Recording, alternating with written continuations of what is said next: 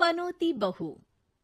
किसी की वजह से अगर कोई काम रुकता ही चला जाता है तो लोग उसे पनौती कहने लगते हैं। अरे आज हम लोगों की जूस की फैक्ट्री का माल ट्रक में लद कर शहर जा रहा है। डिलीवरी होते ही पेमेंट भी आ जाएगी। लाखों रुपए का माल है। लेकिन थोड़ी ही देर में रितु का पति दौड़ता हुआ आता है। पिताजी, पिताजी, वो जूस से भरा ट्रक पलट गया। सारा जूस पास की नाली में बह गया। हे भगवान, तेरी शादी के बाद ये पहली बार ऐसा हुआ है। मैं तो बोल ही रहा था कि इस लड़की की कुंडली बनवा लो। देखा, आए दिन नुकसान।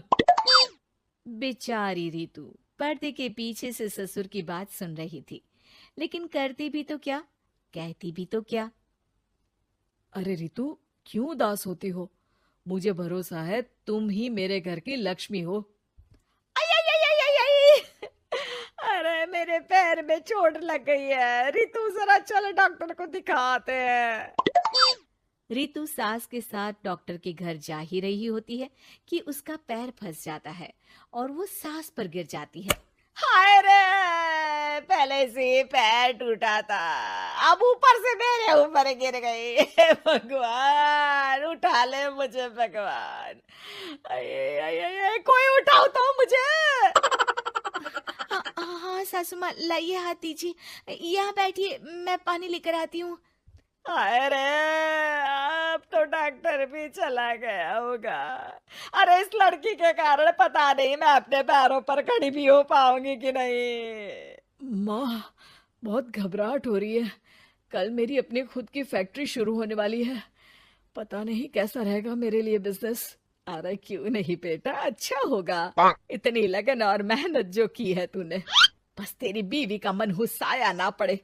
अरे जब से आई है कुछ ना कुछ मनहूस होता ही चला जा रहा है। कैसी बात कर रही हो माँ?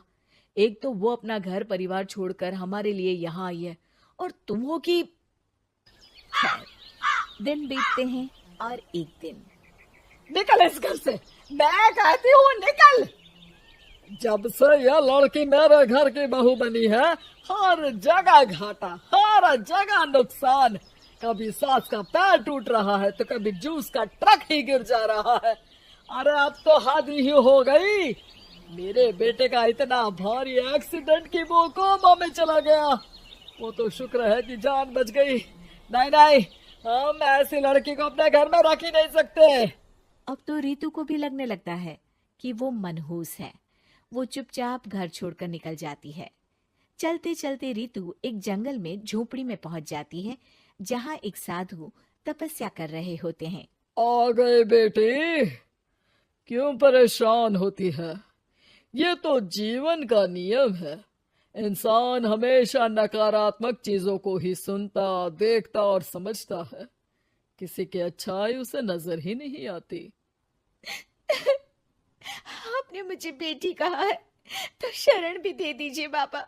मैं आपका सारा काम कर दिया करूंगी, बस आपके जीवन में मेरे जैसी बेटी की वजह से कुछ बुरा ना हो। साधु आंख बंद करके मुस्कुराता है और रितु उनके घर की बेटी बन जाती है। पिताजी, भोजन तैयार है, आकर खा लीजिए।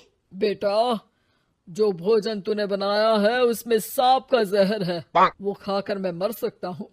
नहीं नहीं पिताजी, खाना तो मैंने अपनी आंखों के सामने बनाया है, यहाँ तो कोई सांप आया ही नहीं।